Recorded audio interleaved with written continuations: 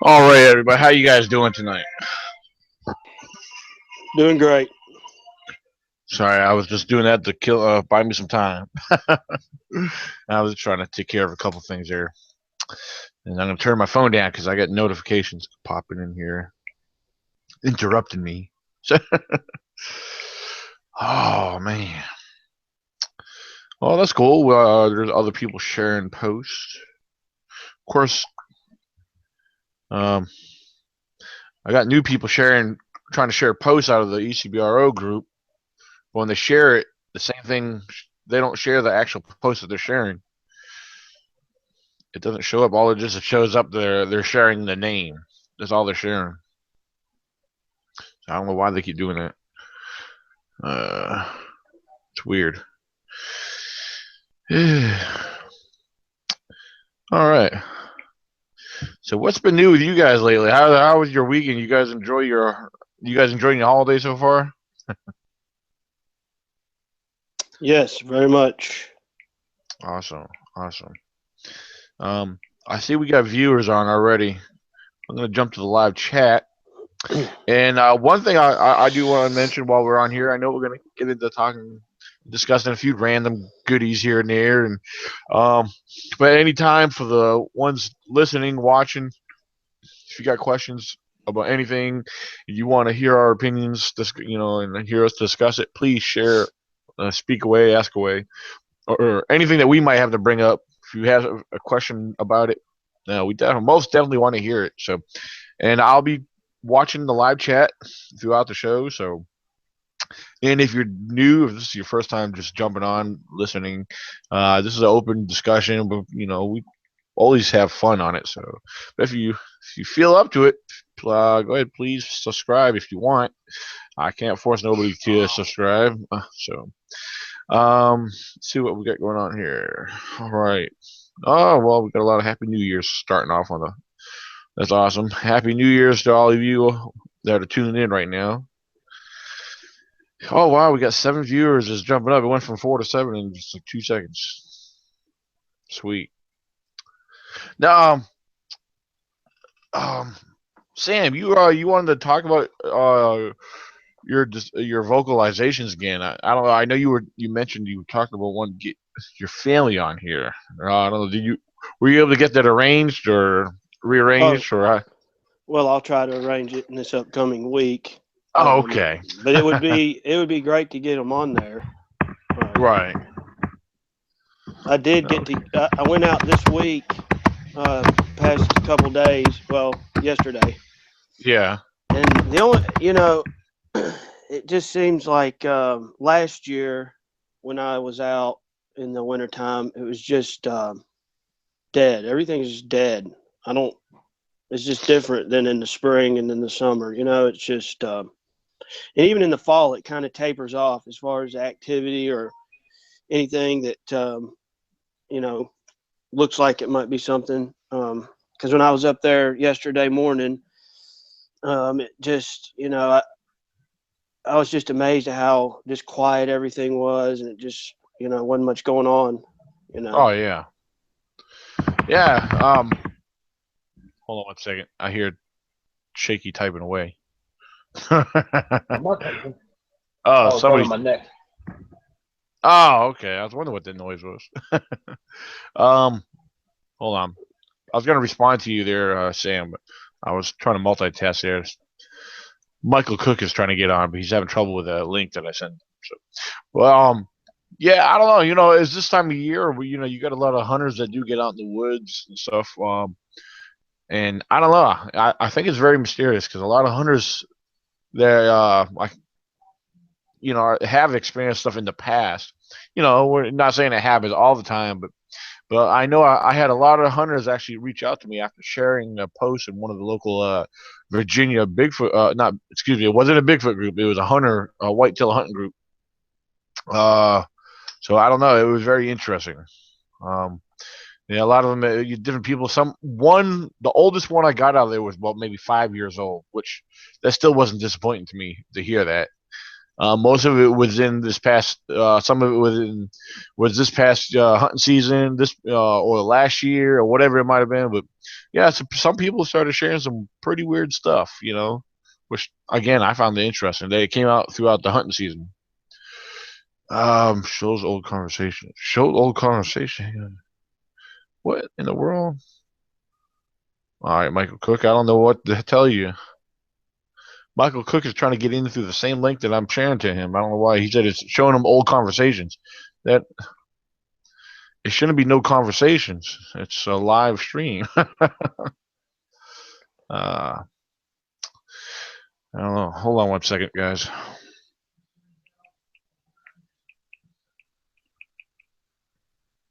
Old conversations.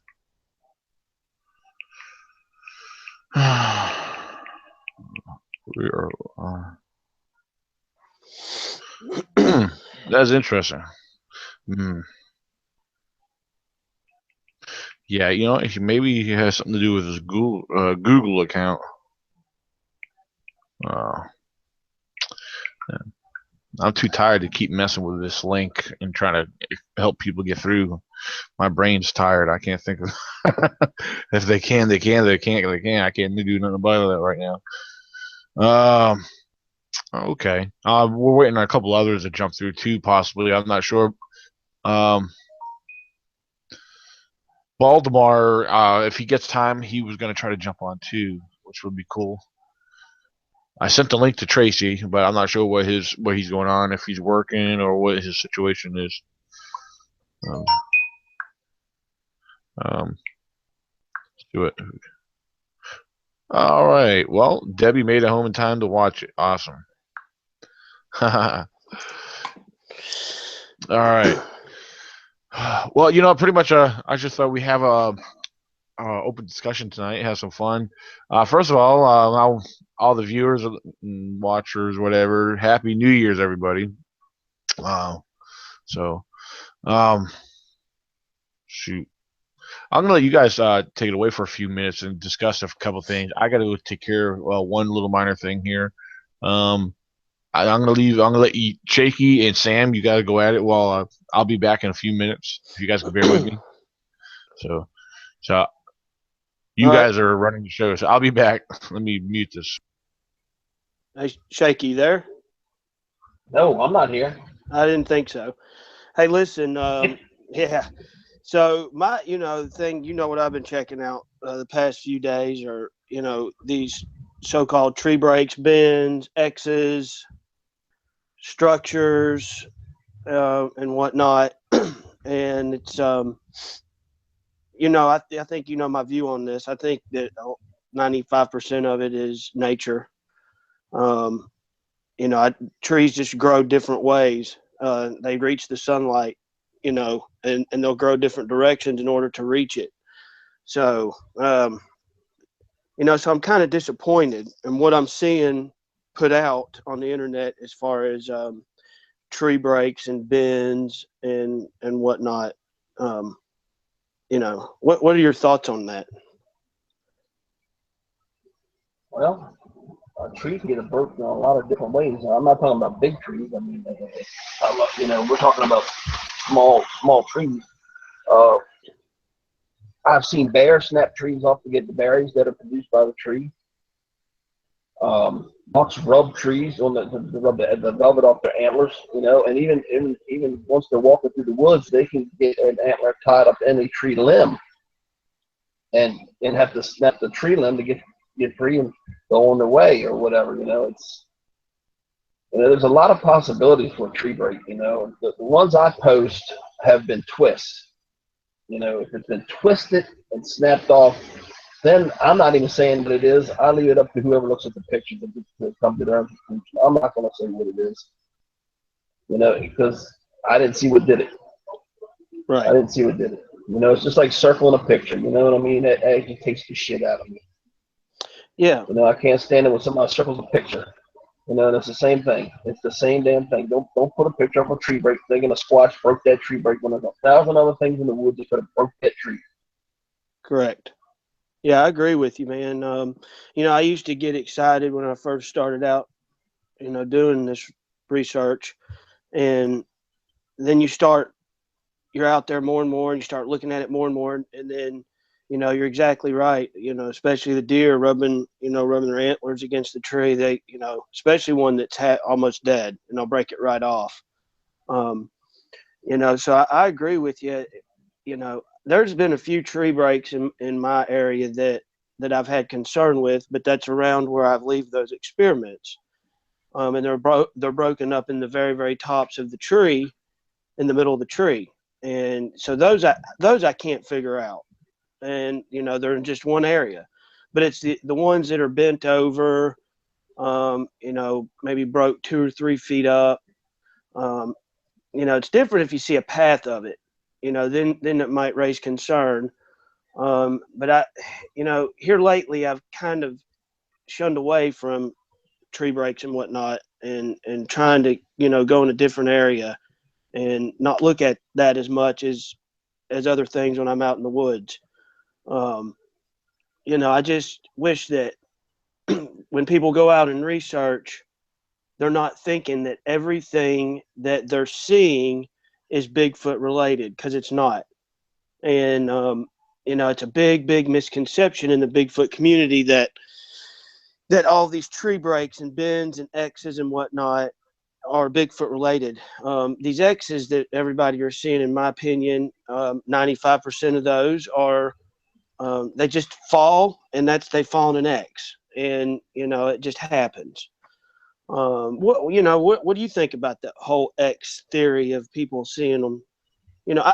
I'm sure that some are placed, but like I say, probably majority of them are misconceptions.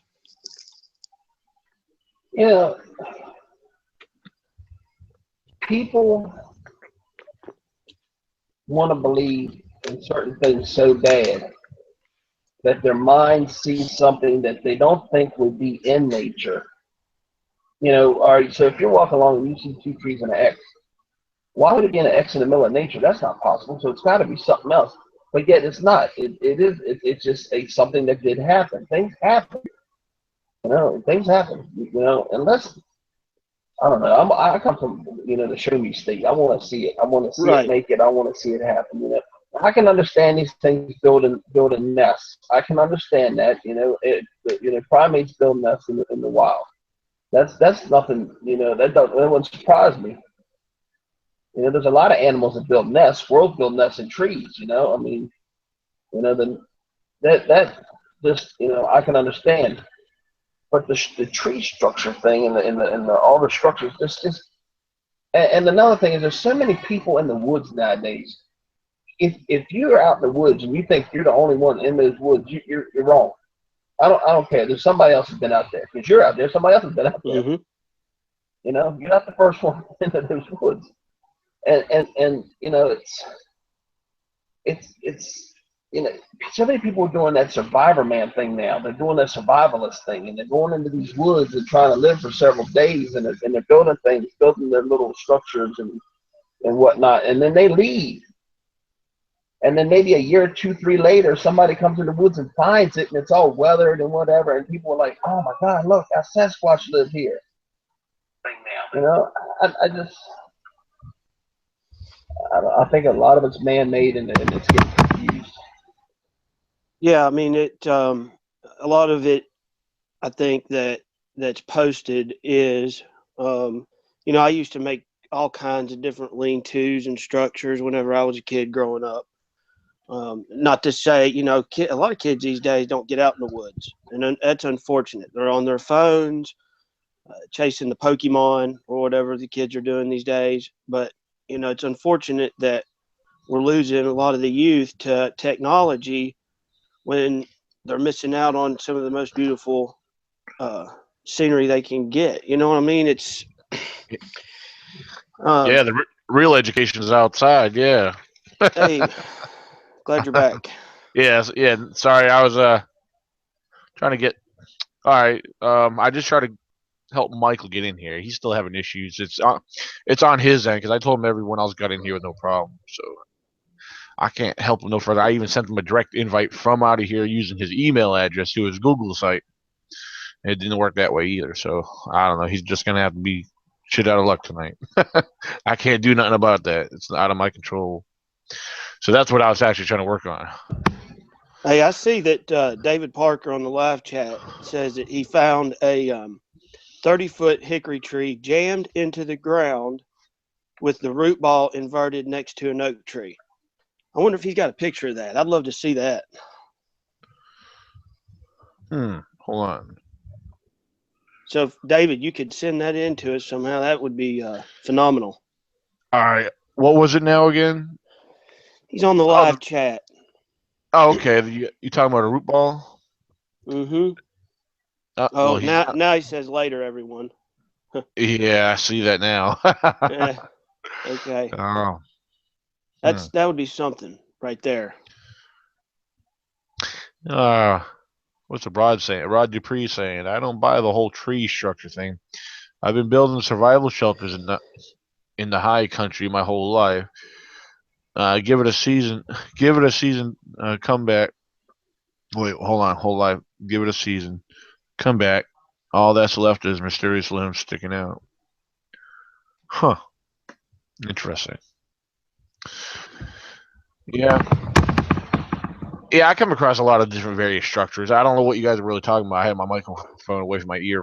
But if you guys are talking about structures, I know structures are very interesting. I come across various styles and you know in sizes of formations. Some of them are really mind blowing. Depending on how it's formed or what type of them are. I love finding teepee structures. I don't know. I think teepee structures. I don't know if it's safe to say they're one of the most common structures. I don't know, but I know throughout my findings and come across different structures, teepee structures are always have been the ones that amaze me. But yeah, there's been a few of them I could rule out that were definitely made by weather, just from the way things fell and landed. But some of them are very questionable. So, but and as far as teepee structures and stuff like that, you know, I think it's safe to say that these ones here, a majority of the ones I've come across, I don't think they related to any shelter or anything. I have come across shelters out in the woods, lean-tos, which we know a lot of campers or hikers will do, or hunters. Hunters will make like a little enclosure, so different things like that. Paul Eaton's adding 95% Mother Nature, 3% people, 2% Squatch. LOL. That may be pretty close to being accurate. Yeah. So yeah, it's a very touchy thing. It's one thing we have to be very careful about when we're observing structures. I agree. Yeah. I mean, when you're in a camping area or somewhere that's frequented by many hikers or campers or whatnot, Boy Scout troops, things like that, that it's relatively close to civilization, quote unquote. I think you have to, to me, I would discount them in a heartbeat, but that's just me. But now if you're out and you're, 5-6 miles off the trail, hiking through the woods, just going by GPS coordinates and whatnot, not really being on a trail, and you come across something, then you got to kind of question that a little bit. This is out in the middle of nowhere. It doesn't look like anybody's been here, and so yeah, I think it's easy I think it's easy for a lot of us to fall into oh, did I just find a squash structure because I'm way out here deep in the woods? Then we got to stop and think, well, wait a minute, I'm out here, so what's to say someone else hasn't been out here, you know? So, Yeah. especially if we're finding stuff right off the, you know, a path or something, but or a trail. Um, I know, I don't know. A lot of times I like to travel in and venture in on a trail, but for so long, then I get to the point where like this is boring. I'm not seeing nothing off this trail. I got to go off this trail, and that's what I'll do. I'll venture off the beaten path, wander off. You know, I'll pick a direction that I'll get a vibe. Say, oh, I feel good about going this direction. So for you know, you might walk for a while, still not see nothing, and then finally all of a sudden you finally come across something like this is what I've been looking for. Yes, this is it. You know, so there's a little random things like that because you never know what you come across. But yeah, it's very rare that you find anything on anywhere near a trail, unless it's something that a hunter or something did for whatever reason. Um, let's see. What was it? Okay, now here it comes from Nikki. Nikki's stating she says ones I hold impressive are those massive structures in British Columbia, Canada. Yeah, those are very incredible. They are. I gotta give her that. Um, I like that. And then Paul says I like that guy's opinions. Uh, and then Roger Dupree says exactly no mystery. Why would a Squatch need a tree teepee structure when they don't carry the means to close it and benefit from it? Well, I mean, as far as a teepee structure, I mean, I know a teepee. When we think of teepee, we're thinking about a shelter like for Native Americans. Well, I don't believe they're used as shelters. There's a slight possibility. Depends if it's enclosed. Maybe it could have been used as a shelter for somebody or whatever reason, or other animals could have used it. I know a lot of bears use a lot of down timber, trees, and stuff and so forth. But when it comes to structures, I believe there's a different source or different purpose for them as far as different types of markers. Um, I don't know. What do you guys feel about them? I feel they are a type of marker, especially when it comes to X's. X's, I believe, are a dominant territorial kind of deal here. Um, but as far as teepee structures, I don't know, what do you guys think about teepee structures? You know, any animal, will build a nest to get out of the weather. Primates build nests to sleep in. Yeah, It's not uncommon for animals to build nests. So and if Squatch has young, I honestly see it building some kind of a small nest for it to get into or put its young into during snow or real cold conditions. But yeah, as far as them making trails for you for following or marks or I don't see the kind of intelligence. I just don't. I don't. right. If there's an X there, if they placed an X there, they may have put that X there.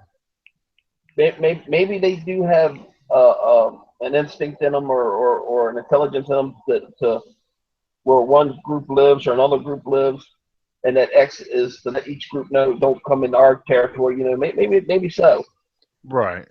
You Okay. know, but other than that, tree off in a direction to go find something or do this or go do that. Animal has been in Yeah. that area its whole life, and it knows where to go to get what it needs. Yeah. Yeah. I agree. A lot of these snap trees and stuff, I know a lot of people give them a lot of heart, put a lot of heart or thought into them, maybe I should say. Because, a lot of them could be easily ruled out by a lot of stuff, especially Well, weather. Then again, bears, but, then again, on the other hand, I think some of them might, depends how high, what the size, depends on, I don't know. It's very, you got to be there to see it. I guess you kind of say it's, I think some of them do indicate whatever's making them. If it ain't weather, if we rule out weather, it's something strong. I know that much. Well, I you and Sam I guarantee you and Sam both have walked through the woods while you're hunting, or even just walking through the woods and grab to either walk around something or walk up a hill or something and grab a little tree, and afterwards maybe snap the branch off of it or twisted the twig or whatever, as you went by. And why not? Why wouldn't they do the same thing? They have a hand. Why not just, they walk by, just ping, and just keep on walking? Yep. It doesn't mean Oh, anything. They just snapped it off as they were walking. yeah. Absolutely. Yeah. I see a lot of that right along regular trails and stuff. Hunters, it's common. I think it's common for a lot of hunters and stuff that go into these areas. So, Well, I've yeah. done the stick experiment. You guys know that. You've seen it on YouTube and the page. So I left the one stick, and 3 were added, and a very large one, were added to the tree. And I honestly never in a million years thought that anything would happen. I didn't know what would happen. I just left a stick against the tree. And, since then it's been moved, to a different tree. Now, when I was up there yesterday, unfortunately, there was, it was still the same way I'd left it back in September. But there again, I think they're not moving around as much in the wintertime, like they do in the spring and summer, like I was telling you earlier. I've unfortunately never have been able to come across a true TP structure. I would like to, but I never have. If they're making these things, what does it signify? You're left with more questions than you really are answers. The same thing with my stick experiment. What does, why were 3, different size sticks left and then 1 large one? What does that signify? What does that mean? So, I'm left with more questions than I am answers. We don't know what it means. And it's, I'm like with Shaky there, as far as the intelligence, we still have to keep in our mind that this creature is animal. Pigs are smart. Mm-hmm. Pigs are very smart. Dolphins, very smart. Whales. So, we don't know the extent of this creature's intelligence, but at the same time, we have to take into effect that things are happening that we can't, we don't have an answer to it. Yeah. Another issue I have. I'm sorry, Daniel. Go ahead. I'll get into that. No. You're fine. You're fine. Go ahead. I was gonna while you got go ahead if you're still on the subject, because this I was thinking I was listening to what you guys are saying, but I got something else that popped up. But no, go ahead for you first. Well, people put these bowls or put marbles out there in the middle of the woods, and then the marbles will disappear. Well, have these people ever heard of a pack rat? Yeah. You know what I mean? Yeah. A raccoon's the same damn thing. Oh, And what it's about a still crow? a damn thing. Take it somewhere. Yeah, of course. The crow come in, pick it up, and take it off. Yep. It just Yeah, because crow. that marble disappears doesn't mean this. But I'm telling you, people will put these marbles in this little bowl. Of course, the bowl's not going to be touched. But they'll put marbles in a bowl, and the marbles disappear. The bowl never gets touched, knocked over. Oh, it had to be a squatch. It had to have a hand to reach in and grab it. Bullshit. No, it didn't. Reached in with his beak and flew off with it. Or a raccoon reached in, grabbed it, put it in its mouth, and hauled ass. Yeah. It just didn't knock it over. Yeah. Yeah. Crows and stuff. A lot of they like it's that shiny or it's to them it's very it's attractive. Oh yeah, Paul even says squirrels. Squirrels might play around with stuff too. Oh yeah. Yeah, we're talking about structures and everything. I got something that I've tried to ask people, get different people's opinions, and this is something I find very interesting. And I know I want to talk about rock stacks and then rocks placed on top of stumps. Now, rock stacks, I know we can probably almost 99% are pretty much done by people, especially because a lot of times most of the rock stacks I have found are by trails or old log roads. Then again, I find them in weird places, very weird, odd places. It makes you really wonder. I know rock stacks have been been discussed and shared in other Bigfoot books and in the years past. But so that's something I don't know. I like to know y'all's opinion on it, and all the people watching and listening. What's your thoughts on rock stacks? And also, like I said, large, fairly sized large stones, or not necessarily large stones, but stones on top of old dead stumps. That's something I found very interesting. And I've heard, I've shared it with a gentleman at work. He said, "Oh, hunters will do that." I said, well, that's maybe so, but in the locations I find them, I don't see what the purpose of it serving. Because one area, this new area I've been watching, I've seen it twice. They weren't close together. One was not in an area where a hunter's going to sit and hunt. I mean, I don't know. I can't say that for sure. But the other one was on a dead stump overlooking a ravine, or it was on higher ground overlooking the lower ground. Um, I found some very odd structures and interesting things in the area, but also I have found signs of hunters that have been in the area. But I don't know. I just something I thought I could bring up and let everybody kind of get into that. Now, I see Rod Dupree says I use rock stacks to outline my prospecting claims. Yeah. But yeah, these are just random stuff, random findings I come across. I mean, have you guys come across rock findings like that, stacks? And I mean, pretty much they're probably most of them are made by humans, though, right? So yeah. Now I see Shaky pointing over. I can show you pictures of dozens of them. Yeah, that is Shaky. When you're, I mean, not Shaky, but Sam, when you're pointing over, you're actually pointing at me. I know the layout of us are on different. Sorry, it's different on your end. So actually, if you point, he's pointing at me on mine. Yeah, see, but he's pointing there. Now you're pointing at Shaky. On my end, it's different on my end. So everyone's lined up different on my end. I got a different layout here. That's funny. I knew what you were doing, who you're pointing to, but I figured it was different on your end. So, Paul Eaton said, "I have not seen any." Well, all right. Else. I can tell you something else. You see a rock on top of a stump. Yeah. Raccoons will take a rock, put it on top of a stump, and put something on that rock. Take another rock and whack it. Mm-hmm. They will do. I'm telling you, raccoons will do that. What about stone? Now, all right. If there's one video I have, one of my, not my very last one, but there's one video I did of the area I was in, working that new area, the one that's not far from you, Shaky. I think it's only about an hour or so south of you. But these are big stones. I mean, big stones, probably about a good 12 inches long, probably about 6 to 7 inches wide. I mean, I could lift them up, but they're heavy. So ones like that, I can rule out small critters on these ones.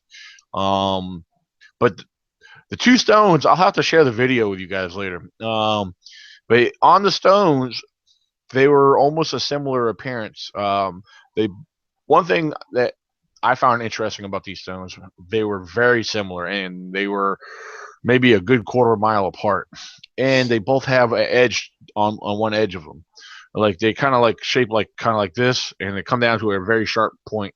Now on the one, it's not as sharp as I found on the other one. It's kind of smooth, rounded over. But sometimes it makes you wonder. I used my imagination just to kind of get a theory or a thought about what maybe if a Squatch is doing that. So maybe it's using this or using it as a weapon, or maybe cracking something open or whatever it might be. So I don't know. The stacks of rocks that you see in creeks are definitely done by humans, normally, or on trails. Normally, especially on the Appalachian Trail, hikers will stack stones as they pass by at points. Mm-hmm. So it's a pretty regular thing. But I had actually just posted another video, not on my YouTube channel, but the Facebook page, and where I had 3 stones stacked on top of one another. And when I was up there yesterday, they were actually unstacked, and they were unstacked neatly, which was a big surprise. And it had been done back in September because it had leaves on it and whatnot, but so it wasn't anything recent. But yeah, I mean, I come across, especially up, when we're walking the trails up in the national forest and whatnot, you'll come across those stacked stones all the time. But now, if it's something out that nobody is, out in the area, where people don't frequent, like your research area, the stone that you have on your video on that stump was probably the most intriguing part of that whole video, because you can tell it's in the middle of nowhere, and why would it be on that stump? Right. there's no way in hell a squirrel, sorry, Shaky, could put that size stone that's in your video, Daniel, on a stump. Right. Unless it's like an Arnold Schwarzenegger squirrel. Right. But yeah, no, in all seriousness, that was pretty intriguing. Stuff like that I find interesting, because why is it there?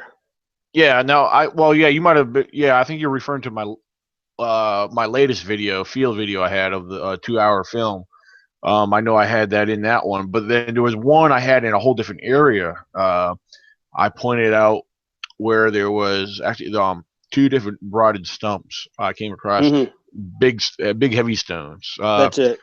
Yeah. Oh, okay. I wasn't sure which one you were referring to, because I know my recent one. I have one where it was a fairly decent sized stone, but it was. The thing is, it was right next to a old dried up creek bed. Nice stream that usually runs through there, but most of the stream was dried up because the water has been very low and dry lately in the area. I don't know. It is interesting, but then again, now this one here was right off of a trail. That one there was, I got to thinking. I said maybe this type of stone. This is another possibility I thought of. It could have been used to be put on that stump as something to sit on. But then again, the stump was kind of low, and I'm thinking that could be a possibility where a hunter might have placed it there because I believe in that area he could have had a good view of the area. He wanted to sit on that stump, but he placed that rock there for more of a flatter seating. So I don't know. I think that could be a possibility too, if we weren't going to rule out a human. If we want to look at it in a logical point of view. But yeah, sometimes I really do find these interesting, very odd sometimes, because sometimes it leaves you scratching your head on these big stones. Now, in the past, it's been a while since I've been finding these. In my main area, I've also found in other areas up on the hills and stuff, I found flat stones, probably about 7-8 inches round, but only about 2 or 3 inches thick, with a flat face on it where it was laying flat on a stump. But maybe a hunter has done that, but I don't know. Then again, it was found pretty far in, so I'm not really sure. I apologize. I had to take a phone call. Hey, now look. If we know a Sasquatch will pick a rock up and throw it. Right. That's a weapon. That's to them as a weapon. All right. Now they can take a rock, pick it up, and use it as a tool to beat something with. To stack rocks. What logical purpose is it to stack a rock? What is that serving a purpose for? Yeah. I don't see an animal just stacking rocks to stack them. Now I know a lot of people. I don't know. I wonder if a lot of people have, they hear me compare. I do a lot of comparison. Chimpanzees will stack rocks. Don't know why, but they actually have been known to do this. They'll throw stones in a position. There's a couple different things I've heard where they will stack stones. Sometimes they'll throw stones up against a tree and let them keep piling up against a tree stump or the base of a tree. Then I've heard of them stacking stones for what I don't know what the purpose is. It's never really been clarified for why they do it. So this is another thing. It makes because I do a lot of what we observe in our woods has a lot of similarities and same occurrences that our own known non-human primates are capable of and do. That do. Some of them are not always explained. So it kind of makes you wonder if it is a Bigfoot doing that on some of these. Yeah, we don't know why. Then again, does it make you ask? Is it a marker? Or here's something that Paul just said. It could be an ammo depot. It could be storing up stones to throw. That is interesting because I have found stones in a cluster deep up on these bridges and stuff. And you always hear about people getting the rock thrown at them from higher ground. And I don't know. That's something else. Because in my last video, you know, a lot of it was just me. If you watched the video, I know a lot of people might have found it boring, but a lot of it was just me sitting there talking and explaining what was around me, what I've noticed. Like I was up on a pine thicket where it's nothing but straight pine trees, and at almost every pine tree or every other one, there was a one stone right next to each tree. And I was like, well, this could be natural, but then this, you know, I was just kind of I don't know, I guess fantasizing the thought of maybe a Squatch places these here for hunting purposes, because overlooking the lower ground, because that's what I was doing there. I was up there, so well, this is a good spot to watch deer come through because I know deer come through there all the time. So what if a Squatch is doing the same thing? You know, this is just a possibility. So, but yeah, I don't know. It's interesting. Yeah. Paul says a semi-auto Squatch.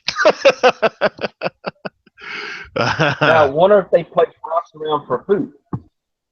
And you're going to say, what are you talking about? Well, this is what I'm talking about. Wonder if they have certain rocks placed around for food. They come, certain times they come around, they pick that rock up. What's underneath the rock? Worms, grubs, Oh things yeah, they may eat. You absolutely. know, they have certain rocks in certain areas. They know they can lift that rock up and get something to eat if they need it. I Yeah, think animals do things this is just me, nobody else, just me. I believe when an animal does something, it has a purpose for doing it. Not right, that we may know what that purpose is, but I don't think an animal just does something. I think whatever an animal does, an action or does something, it's for a reason. You know, there's a reason behind its action, right. so there's always something behind it. So Um, you know, oh yeah. Now Paul made a statement. He said, "Ever try to find a stone in a pine forest?" He said, "Good luck with that." But it's funny because while he brought that up, that's why with what I just shared, where I was, it was a pine forest. Most of that whole side of the ridge was straight pine, and that's what I thought was a little odd because there was these stones, so most of them were averaging about the size of a softball, some a little bit bigger, but like I said, it was at random trees. I mean, almost every tree I looked at had a stone that was about, wasn't covered, it was exposed. Yeah, I picked them up. You could tell some of them been there for a little while because the way it was placed underneath. Because like you were saying, you move over a stone, you're gonna have bugs and insects under them. I mean, another purpose why bears, turn over stones, to look for the bugs and grubs. But um, Paul said maybe use as a distraction, and then he also says preach it, Shaky. So, huh? Um, hmm. Uh, I know we're bringing up topics and stuff, and we're discussing. If the listeners have anything they want to know or have any opinion, or want to know our opinions on anything, feel free to ask away. We have quite a few viewers on right now, so um, I bet I know who one of them is. Because if he's on Google, and usually when the notifications go out, I know who one of them is because that's why he usually knows about what we talk about half the time, and that's where he gets his rants from. But we haven't said hey, nothing, so send that name to me in a message so I know. you know, I'll do it on the live chat right here in the group. Yeah, that's fine. That's fine. I can't tell that he's watching, but there's a very good chance he is. Oh Lord. Yeah, because he likes watching. Yeah, that's why he's not appearing on the live chat. He doesn't want to be known that he's watching. So trust me, I know better. I know he's always listening and watching. So yeah, because Picture autographs are photo autograph photos are $10 after the show. Yeah. Well, if he wants our autograph, we'll be in Louisville, Kentucky, May 20th. Oh, Lordy. I'll even sign him a book because I'm bringing copies of my book Oh, by the way, my book, I checked on that today. My book is officially available for sale now. The one book. Ooh. So I'll post a link to that on Facebook. Actually, let me see if I can pull that up. I might be able to copy and paste a link, put it on the live chat for people. So, meanwhile, let me ask this question that Nikki's asking. Now, I'm going to let you guys start off on this. It's a good question. She wants to know, what are all your thoughts on call blasting? That is very interesting. And Well, I'm opinion on call blasting. all right, and then B-Lynn, go ahead and ask your question. I'll get to yours next. All right, go You're ahead. sitting in a duck line with a duck call, and you're trying to bring ducks in. You can blow that duck call all day, but if you don't call it right, those ducks aren't going to come in. Right.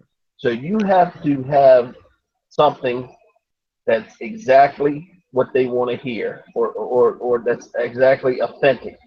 Right. Or it's not going to work. They're not going to respond unless they think it's something real. So we saying the Sierra sounds, the Bruno howls, that would be something to call blast. Is it real? Yeah. Yeah, I mean that's the thing. Yeah, the Sierra sounds I think are the most popular vocals out there, or the Bruno howl. Well, you heard about what happened to me with those Sierra sounds, didn't you? No. I'll never do it again. I can tell you that. So you call blasted Sierra sounds? No, I didn't actually call blast. I was sitting outside and I heard something moving down in the behind my house. So I first thing that comes to my mind is the Sierra sound. Mm-hmm. So I said, you know what? I wonder if this will work. So I started doing that. I said, like that, you know, and man would come back. Sounded like King Kong singing opera. Never again. Real quick, I just posted it, or I just copied and pasted a link. If you guys are watching on the live chat, I just pasted a link. That is for my recent book that just got released. So, and look, we got Michael Cook with us, everybody. He finally found the way to get in here. Hi guys. Hey. Oh man. So how much success has been actually? I've not had much success. One time in 3 years that I've actually had a response to any of my yells. You know, I'm like you, Shaky. I think you gotta have that right thing, you know, in order to get a response. But who's to say the Bruno howl, Sierra sounds, or that West Virginia yell that's pretty popular that I'm sure you know of. You know, or the Ohio call. Yeah, Ohio, that's the Bruno. You know, and it's just, you know, trial and error. It's like tree knocks. You know, you knock a tree, you can't expect to get a response every time. If you know, you might go out 100 times and get one response. You know, one response. Yeah, Nikki said the reason why she was bringing up that question because she's a Kathy Strain does a lot of blasting, call blasting. Mm-hmm. So that is pretty interesting. You know, I can't say. I mean, I never tried it, but I don't see why it can't be productive. You know, then again, I think on different regions, and like the West Coast versus the East Coast, you know, the sound variables. I mean, what might produce out there might be, you know, might vary out here, which, you know, what do those sounds mean out here versus to the West? You know, that's something I've often thought about. Or could they relate, you know? Because, you know, I get a lot of weird howls and calls I've heard, I pick up off of audio, or I've heard in person. So it's kind of I don't know, it's interesting. Saying to them, you got to be careful what you say. Mm-hmm. You don't know what you're implying to that animal. You could be putting out something saying, "Hey, I want to come kick your ass," and you may get your ass chewed up over it. Yeah, or you might be saying "F you, you big bitch." Exactly. That's always been my opinion on that, guys. Is you don't know what you're saying to these creatures. You could be provoking them to come and attack, and that would be a very, very bad thing. Yeah. It's like distress calls. If you're out in the woods doing, rabbit in distress and fawn in distress, and you're out there late at night, you don't know what's going to come up on your ass. So I've never tried it myself either. I kind of try to stay natural to it. Do the best you can. I'd like to try call blasting. I think that'd be pretty cool. Yeah. Now here I am. I want to throw this out there again, and again, keep in mind, I'm not saying this is what it is, but this is where I like to compare again. I constantly compare. Now, if we were relating Bigfoot to what our known primates do, you might have one. You might have one at the base camp, and you might have a group that's out hunting. You know, or you might have a group at the camp. You might have only one that's out and about. But a lot of times, one will be at base camp and they'll scream, they'll throw a long howl. Basically, what they're doing, they're trying to communicate. They're trying to locate. That's what they want to do. They're like, hey, where are you? Come back. Or they want to at least know where you're at. That's they're trying to communicate with the hunt group is, or where the one they know there's one out there. They're communicating with that one, trying to find their location. So I mean, maybe could this be similar? Could they be doing that? Could they be trying to locate others in the distance? Is it just a thought? This is more of a theory. We don't know. But then again, this is one of the comparisons I love to do because a lot of these, what we experience is very similar. What our known primates do. So again, keep in mind, I'm not saying Bigfoot's one of our known primates. But I believe their behaviors, their vocalizations, and their habits are very similar to what our known primates do. So that's something to kind of keep in mind. I don't know. Like I said, I'm not saying. I sure hope by the end of 2017 I make it a known primate. Right. And that's what it's going to take. We can sit here and talk, and it's great. But I agree with Shaky. I mean, you're going to have to get a body.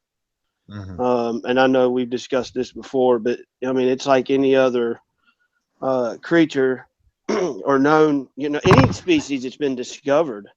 You basically have to have a picture, a good, valid picture. Or you got to have DNA, something that we can believe. Well, here's my problem with that. And, you can take any scientist out there and put them in the middle of the rainforest, and they'll come out 6 months later and say, oh, I found a new species of frog. And the whole world will just take their word for it. They don't have to have pictures. They don't have to have DNA. And they'll say, oh, well, that's just a new species of frog. And but when it comes to Sasquatch, when it comes to Bigfoot, Yeti, or whatever you want to call it, thousands and thousands of people all over the world over hundreds of years have seen this creature, which should be proof enough, but it's not. Yeah, you're right. The problem is it has been classified as a monster, as a fictional, as a science fiction monster. Like Bigfoot's been classified like Frankenstein, the Wolfman, the Mummy. It's been put into a category of folklore monsters. Yeah. Right, and that's what people have got these people have this conception that it can never be real because none of these other monsters will ever be real. That's why it takes so much more. It does. I mean, you're talking probably the biggest discovery ever. I mean, it's the most talked about subject as far as cryptid. So a lot of people have seen this creature that are, authorized people. So, I agree, Michael. You there's just too many people seeing this thing. There's just too many people seeing it. Well, you know, I've been questioned a bunch of times with my sighting and everything, and the number one question that comes to me is misidentification. Could it have been something else, you know, 16 years ago? And no, it could not have been anything else. It wasn't a bear. It wasn't a person in a monkey suit or an escaped gorilla or whatever you want to call it. This was an 8-foot, 400-pound creature that walked on 2 legs, just as amble as you and I do. And I went over it in my head, and I think everybody that's had a sighting does go over it. Could I have misidentified this? Am I making a fool of myself? No, I did not misidentify it, but I think every one of us, that's my thing with Bigfoot, sighting reports and this and that. A lot of people don't want to come out with them because they're afraid they're going to make a fool of themselves. Right. And you got to have thick skin to do this. And, you know, it's disheartening. You'll lose friends. You'll lose reputation. And, you know, I got into it with a Bigfooter from out west last year, and he said, you know, my reputation. I said, son, your reputation went out the window the very second you said you believe in Bigfoot. So everybody that you love just now thinks that you're crazy. You don't have a reputation. So yeah, we had a question on the live chat. Well, she messaged me directly. She was asking, B. Lynch was asking, do you think they swing from trees? I think that's a very good possibility. Yeah, I mean, I don't see why they can't. Yeah, I think the young ones do. I don't believe think the young ones go up in trees too much. Yeah, I believe they put them in the trees when they're young, and that's where the babies, if you will, hang out at. Play on words, but that's where they hang out at whenever they're trying to hide and stuff. I believe once they get so big, like Shaky said, I don't think the big ones can go up a tree. I think it'd be like a grizzly bear. Grizzly bears don't climb trees. Black bears are the only bear species besides, you know, pandas and stuff like that are the only ones that go up trees. Well, there again, there's not really a purpose for a 8-foot Sasquatch to go up a damn tree. I mean, No. Now you've got to look at orangutan. Not when you're talking. An orangutan lives in the trees, and they get quite big, but they're made for them. They're made for the trees. Oh yeah, absolutely. Let's see what we got over here. Yeah, Rod Dupree was mentioning on here. He said it only took a high definition video to prove that the Billy ape exists. Well, look at Todd Stanley. He's got these videos of his things, but you know, he got shot right down as a hoaxer and everything else from the get go. So the video and the photograph, just that right there proves that don't work. Well, his looks like a damn Ewok. You look at it, man. It just looks like an Ewok in the face. You know what I'm saying? I don't think he's real. I don't think they're real, and I think they're a hoax. But you know, unless you've actually seen one up close or seen one to know what they really look like, then you know. I mean, you know what I'm saying? If someone shows you a picture of one, where you stand on that? You know what I mean? It's you have to believe or you don't believe, and you know, even the best video or the best picture, there's going to be so many people out there that are going to say that it's fake because they don't want to believe.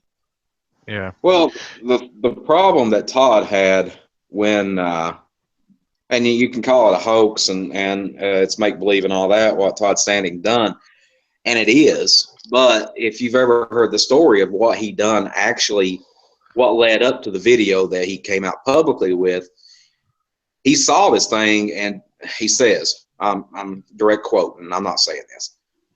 He says he saw it and he went to recreate it, and what everybody perceives as the actual video is actually the recreation, but Todd presented it as the actual video. And that's whenever everything was kind of null and void at the time. I believe Todd Standing does research. I believe he inadvertently hoaxed himself. What I think, I think you're exactly right there, Michael. I think that he's a good researcher at one point, but maybe got caught up with TV and whatnot, and can, and just my opinion, saw the money side of it instead of the real research side. There's others out there that have done that, and we know this. There's great researchers at times, but now they've turned into hoaxers, and it's unfortunate, especially for Les Stroud, whom I think is a great person, great documenter, does great work, and I like this. yeah, and I think that he got tied up with Todd Standing, and he's probably taking some flack for that, but that unfortunately that happens, and that just happens. I mean, it's just part of our field. Well, just like the certain gentleman in Florida who now is supposed to be a true researcher and is not faking anything after his 3 hoaxes. Even if he walked out the woods with holding hands with a real Sasquatch, who the hell would believe him? I've had the conversation that you're talking about, and he's several times to, come out with him and show the world that he's serious, and I just can't do it with going back to reputation. I can't do it. I mean, I like the guy. I really do. A year ago today, he was the only person that called and checked on my kid. And my kid was in the hospital getting ready to die. He was the only friend that I had at that time that called me. And I respect him for that. And I'll defend his character all day long. I will not defend his act of hoaxing.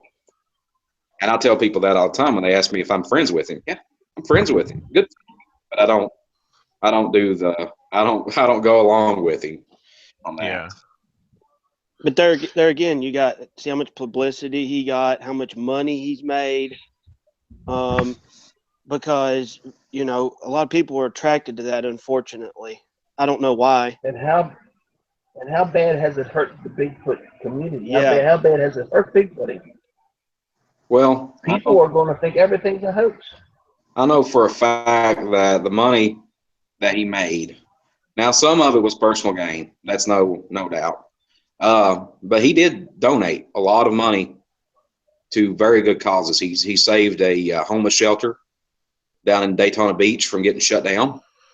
And, he donated a bunch of money to children's foundations and everything. I know that for a fact. That's factual information.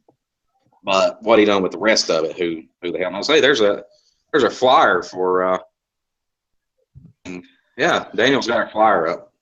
Yeah, I just wanted to share that, let viewers take a look at that, just in case we have any other local Virginia residents checking that out. Oh, man. Yeah, now, one thing I'll bring up here that you corrected me on after I put this up here is I have your old logo up here, which is now, you want to correct me on what it's called? The Kentucky? It's Cryptid Research. Cryptid Research, CCR, yeah. To just Kentucky anymore. And in fact, it's going to be nationwide. I ain't going as far as worldwide. But, I'm going nationwide on cryptid research and stuff. So main focus is Bigfoot. And Bigfoot like. There's too many dogmen researchers out there, so I'm not going to be in that community. But anything crazy and mundane and questionable, I'm all for research and see if this stuff is real. Right. Paul said, I can't see that on myself. I'm actually going tomorrow to talk to Jeff Johnson down in Rockcastle County, Kentucky, about a sighting he had years ago, and do a little video with him and see where the sighting location is, and get amped up for our spring going into our first of the year research down in the Pinnacles and stuff, where Glenn Mink and I have been all fall. And we got video of something that goes back to the whole video thing. You really have to look. And Daniel, you've seen the video, but you said the same thing most people said. It's hard to really tell Right. because and pixelated. Yeah. I mean, yeah, that's like anything. I mean, I get stuff shared with a lot of people, and I mean, I'm only stating, being honest. I'm not trying to put nobody down, and that's one thing I hope a lot of people learn. I think some people starting to come to understand. I mean, some people do. Some people do take it the wrong way, but if you don't see nothing, I mean, you can't help it. I mean, sometimes. That's why we haven't come out with it publicly. Glenn did on his thing, but I chose not to. And I had a friend of mine clear up the trail cam picture, and we did get it. We got something back there, and you can see definition of something back in there. But there you go again with the recreation video we done. We both knew what we were looking for, and when we done it, can you all hear me? Oh yeah, I hear you real good. My little green thing wasn't lit up. When we done the recreation, Glenn stood in a spot where it was standing, and it was a good 3.5 foot taller, probably 3 foot broader across the shoulders than Glenn. But Glenn's a small guy too. I'm a foot across the shoulders broader than he is. Right. But we've been in there several times, and we know what we saw, and I think that we're on the verge of getting something good. And our trail cam and our apples that we've left are gone every time in positions where deer can't get to them or raccoons. So, who knows? Yeah. And I know a lot of other people have been, seeing the links shared around. I thought I'd throw this out there for promotion as well. Dawn Peak Adventures for the Bigfoot and Dogman Conference coming up May 20th in Louisville, Kentucky. So this is another event. Of course, this is actually the same date as the Ohio Bigfoot Conference. That's one of the big conferences that go on every year. But this is going to be Dawn Peak's first Bigfoot and Dogman Conference he's holding there. One thing I talked to Shane Bradbury about. He's done this with Henry May. He wants to try to do it with me. He wants to conduct a live podcast show while I'm down there live. So I think that's going to be interesting. So I'll be bringing my laptop and all my good stuff, and we're going to hold a live podcast show while I'm live down there. We're going to do it live while at the conference. So it should be pretty interesting, and I will have copies of my book there on display for anyone wanting to buy one. So yeah, I just thought I'd share this out there too. This is a lot of the Facebook event that he's actually filled out, that he's put out there. So if you see it floating around, check it out. There's information. He's going to be on with us January 6th. And covering all the information and explaining everything. So, yeah. So I thought I'd throw that out there. Anybody else? What's that? Would anybody else love to live in a log cabin right there? A log cabin in there? I'd love to have a cabin right there on the edge of that lake there, right there. Yeah, that is a good scenery there. I like that. It is neat. I wish you all the best of luck at that conference. Like you said, though, that's the same weekend as the Ohio conference, and prior commitments and all that. So, but I'll be there in spirit with you all. Okay. Now, Daniel and I, we're doing this thing on the 28th of this month. Glenn Mink is going to be with me, and we're coming to Waynesboro, Virginia, to do our seminar, and from there we're doing one in Lexington in February, Lexington, Kentucky, then Harlan, Kentucky, then Knoxville, Tennessee, then we're going out to Florida, and then we're coming back home for a few months, and then we're going to California to do the seminar. Awesome. And we're going to take this seminar as far as we can take it, and hit as many hot spot towns as we can, and keep it free. That's one thing I stress about this. I'm going to keep this, route to Waynesboro. everything I can to keep this seminar free. Head west on Ridgeview Street, then turn right onto Central Who's Street. going to Waynesboro? Hold on, I Sam. was seeing how far it was actually, but Harlan's a hell of a lot closer to me there, Michael. Yeah.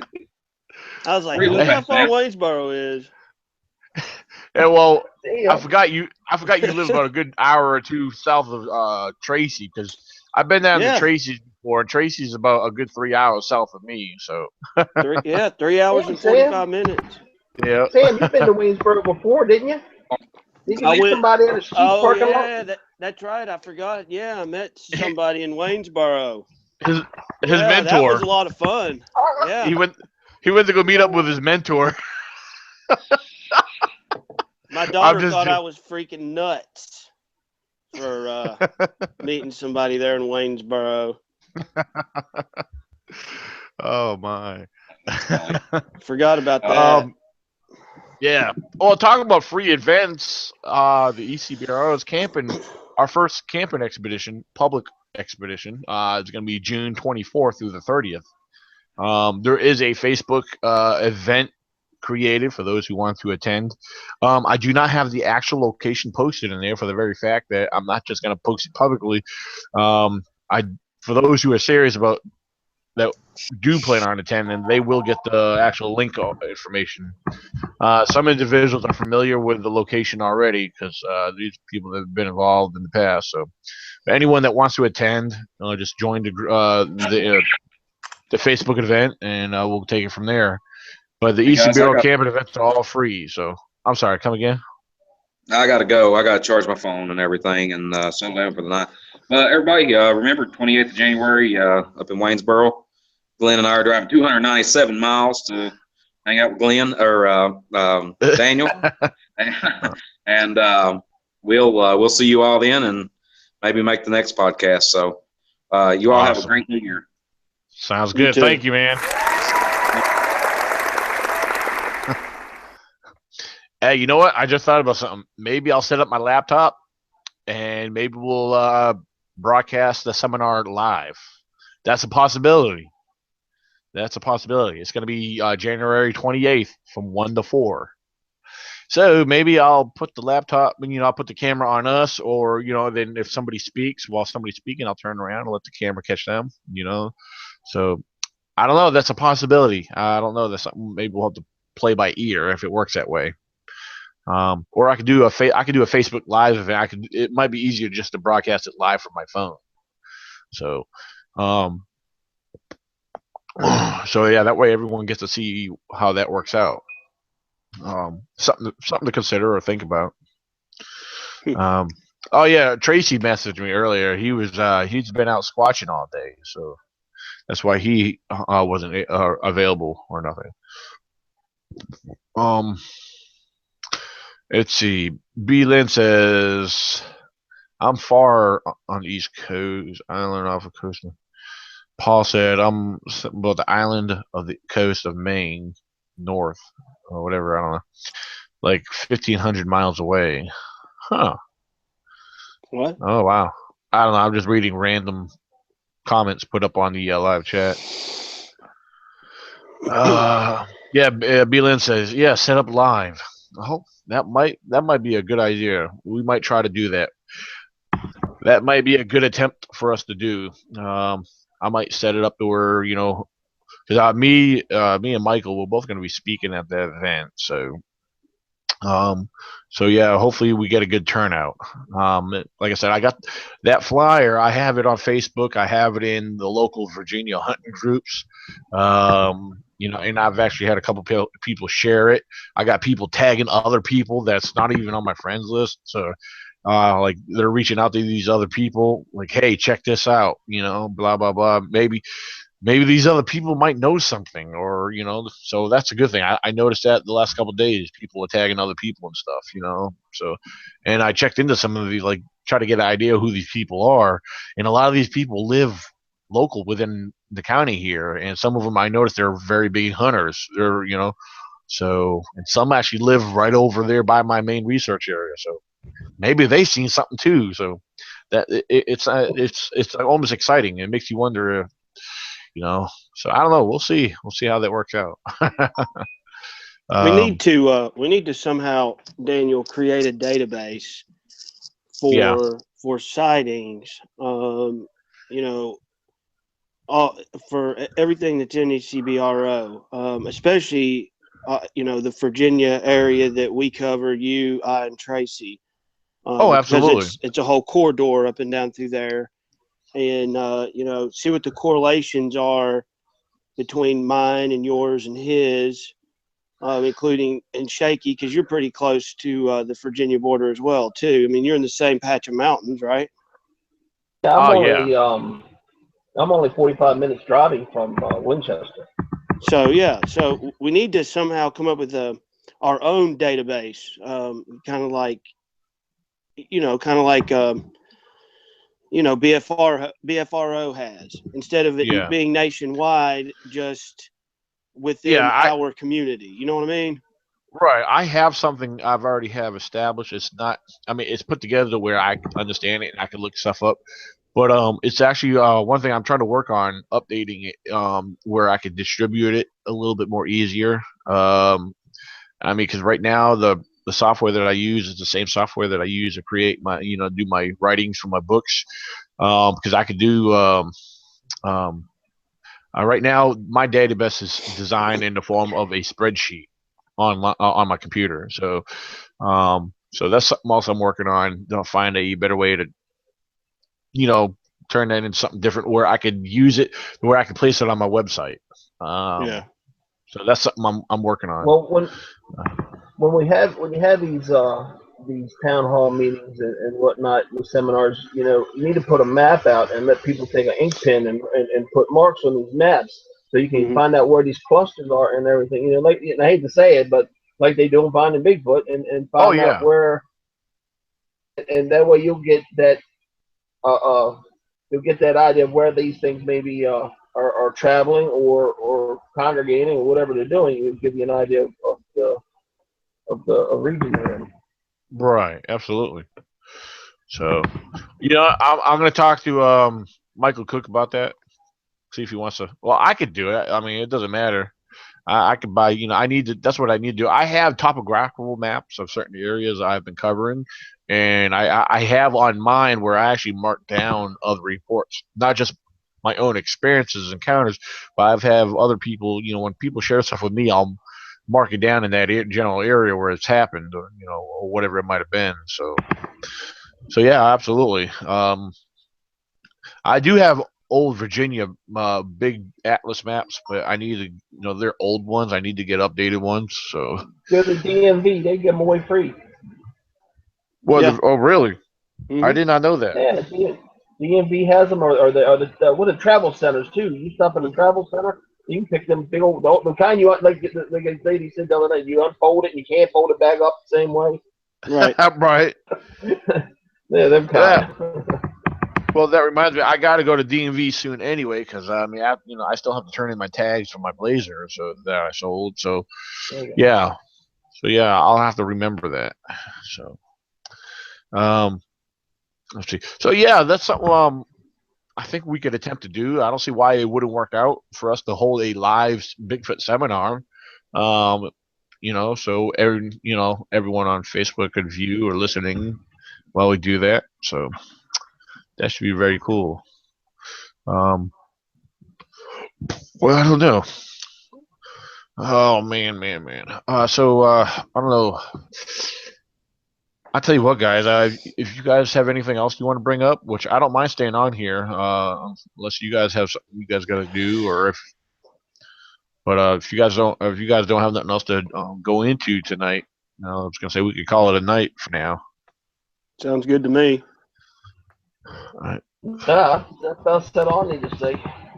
Okay, sounds good. Patrick Cassidy said, Daniel, you should town hall. What? You should town hall meetings. Well, that's what the Bigfoot seminar is. The Bigfoot seminar that we're holding here on the 28th is a town hall meeting. It's going to be. I'm calling all Virginia residents to this event. Again, it's at the Waynesboro Public Library in Waynesboro, Virginia, downstairs in the conference room. Now we've held one here 2 years ago. Both Tracy Arnold, I myself, and one other individual, we both spoke there. We had an okay turnout. We had a couple local Virginia residents, and then actually the other people that showed up to this event were from Maryland and Pennsylvania, which was actually awesome though. So, but yeah, so hopefully it gets well known. The good thing about let everybody know the good thing about that is you're on the 81 corridor, so I mean it's a major highway there. So if you're off of 81, whether you be up in Pennsylvania or down through Virginia, it's only a couple hours from even from Maryland or up in Pennsylvania. It's only a several hour drive down there to go down. So it's really not that bad. Yeah, this is actually if they look up actually right there, we're close to the 64, but we're at the conjunction where you got 81 and 64. Where 64 merges into 81. So yeah, right there in Waynesboro, Virginia. So that should be a very easy access for a lot of people. So yeah, I can't wait. It should be pretty interesting. So, but again, we're going to try our best to make sure it's live. That way, people can watch and listen in while it's live. So I don't know. We'll see. I'm going to talk to Mike. We'll see about that and see if it works that way. Because he was asking me about the conference room there. I said, "How's it set up?" I said, "Well, it's actually pretty spacious. They even have a little stage that goes up. You step up onto the stage about 1.5 feet. Well, that's actually close to 2 feet. It's got a big podium with a microphone there. You can turn on the mic, use that. So it looks like you're actually at a church preaching from the podium when you're looking at the people in the audience. So it's actually pretty cool. A nice setup, So. I want to say one thing before we get off here, and that's a big thank you. That's a big thank you to you guys and all the viewers that jump on here. And without them, we wouldn't get questions and make it possible for us to do this podcast. So a big thank you to them. And the good thing to you viewers is you're listening to some logical people that, and I'm going to take a quote here from Shaky. When you're in the woods, you got to use common sense. Yes. Absolutely. So yeah, everybody, later this month, the ECBRO ourselves. We got a lot going on this coming year, especially in the beginning part of this year. So hopefully, everybody that's in the Bigfoot community, the public, hopefully you guys can get involved with what we're doing. We want you to be a part of it. We want you to try. We're trying to reach out to the public because we want people to come out of hiding. We want people to come out of the woodwork, which it's actually already started to be done. I've seen people come out of nowhere and share their information already, so it's awesome. So there's some recent reports that we're trying to look into and get some further information about, and a lot of it's right here in Virginia. Of course, that's where I've been reaching out into these local Bigfoot hunting groups. Not Bigfoot. I'm sorry, I keep saying Bigfoot. A lot of these regular hunting groups. So that's something else. Like maybe you could try to do, Sam. Yeah. You'll be surprised what people might come out of the woodwork. You wouldn't. I wasn't really expecting anyone to share anything, but people come out and tell you about. Well, I was out here. It was no wind. And all of a sudden from out of nowhere, I've heard trees being pushed over. I've heard weird stuff. I've heard this scream I've never heard before. I've had people say, I heard these weird loud screams and howls, and this is somebody who hunts all the different wildlife, who hunts bobcats or heard bobcats. He said, this was nothing that I've ever hunted before. Whatever it was very strange. I said, that's what I like hearing. you know, and a lot of it's been fairly recent, so it is very interesting. So, and a lot of this is, between here, I've shared some information with Tracy. Some of it's between me, between here down to where Tracy is. Some of it's been in counties surrounding my county up here. That's a little east of me, but it's actually in counties where I used to live next to. So, um, yeah, I'm anxious to hear more. So, but yeah, was that you that popped into the live chat that said something? Yeah, that was you, Shaky. Okay, if the weather isn't bad, you plan on being. That's awesome. If you could be there, that'd be great. So, Yeah, I'll try to yeah. make it up there too. I'm not Working on going it. to promise you Okay. anything, but Okay. Yeah, Shaky. All you have to do is get a hold of Chew. Tell him to get his butt down here. You can ride down with Chew. I think he's in Maine. I think he's in. I've been talking to Jackie. I want her to come with me. Maybe she, her and I can just make, because it's only two and a half hour drive. Okay. Okay. So we can just run down there and, stay for a few hours and then put on back up here. It's not that bad a thing. Oh yeah. Traveling. Absolutely. I mean, I know it's from 1 to 4, which really, that's not really a long time because once things get started, that time will go by quick.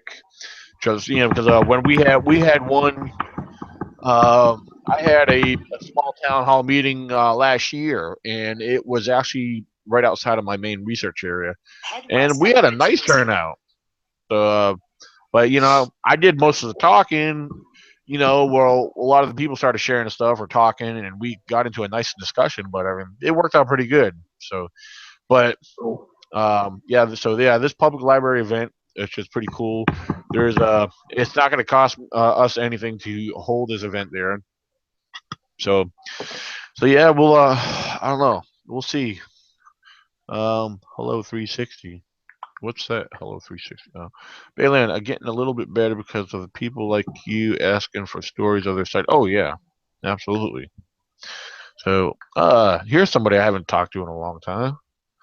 That's on the live chat. The U.S. Marine Corps. Awesome. oh yeah, is that Yeah. USMC 360 or something? Yep. 300. Yeah, 3006 U.S. Marine Corps.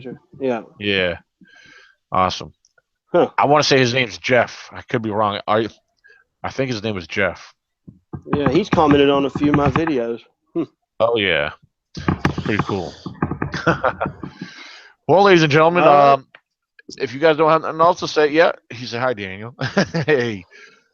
So yeah, if you guys are not familiar with that, check out my information on Facebook.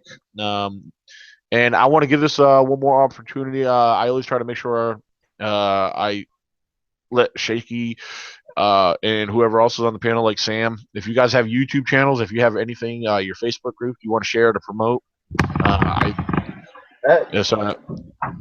on about it. The only thing I got going on is I haven't done any more videos with Lale right now. I've got an issue with my computer. I got to get straight. I haven't done any other videos for Shaky Jr. either because I just haven't. I'm gonna wait till it gets warm again because that's porch talk, and I want to wait till I get out on my porch and do it. The third thing is that only really Daniel, one other person, know about is. I'll go ahead and spill the beans tonight. Oh, okay. I am making a horror film. Filming in the summer, late spring, early summer. I have got my full cast already set up now. So I got a few more little things to do. Filming will start, and it's going to be a YouTube production. It's not going to be a long film, but there will be a horror film coming out here, hopefully by the end of the year. Cool. There you go. Awesome. And I want to make a correction. I do apologize. His name's not Jeff. His name is Gabriel. U.S. Marine Corps. Well, how the hell did you get that confused? Because I have so many names out there right now. I don't know. I have a lot of names in my head. I don't know. I can't keep up with everybody. So, there you go. But I'm sorry about that, Gabriel. I could remember. Well, I appreciate you letting me join tonight, and any of you viewers out there, I've of course have my own Facebook page, the High Knob Bigfoot Group, and I've got a YouTube channel under my name, which is Sam Deloach. There's about 8 or 9 videos on there. feel free to leave your comments, opinions, and look forward to another podcast, guys. Awesome. Very awesome. So yeah, and if you guys haven't subscribed, go ahead and subscribe to these YouTube channels. If you're new to listen to this one, subscribe to this one. And also check out Squatch Zone Radio. If you go under the Squatch Zone Radio archives, you need to check out some of the episodes. Our latest one with Kathy Strain. You missed, if you were not there, if you did not hear that one, you missed a awesome, super, super show. Kathy Strain is somebody you need to pay attention to.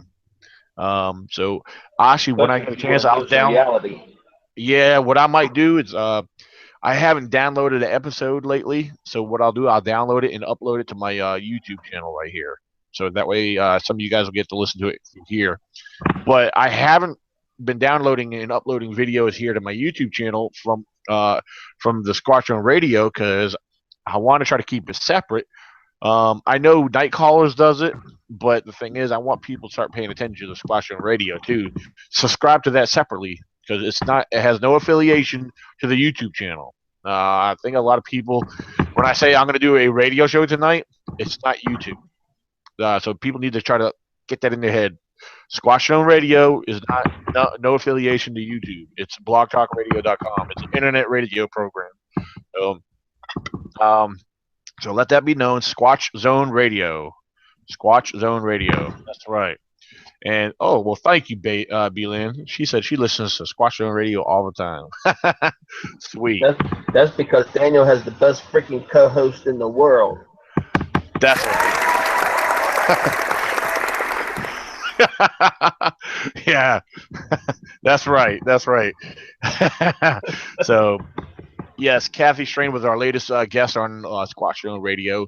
So if you go to blogtalkradio.com or Google Squatch Zone Radio and check out, click. All you have to do is one click will make you a follower of that. You can register. You can sign up, become a registered, subscriber to Squatch Zone Radio. And our next episode that will be live on will be January 6th at 10 p.m. Eastern Standard Time. So definitely check that out. So we're going to have Don Peak. You guys got questions for Don Peak, get to know him if you're not familiar with who he is now. So, and Baylin says, shaky, absolutely. Thank you very much. So, ladies and gentlemen, you guys have a good night, and I'll see you on Facebook and whatever other social media. So, and we're going off air right now. Happy God New bless Year, everyone. everybody. That's right. Happy New Year.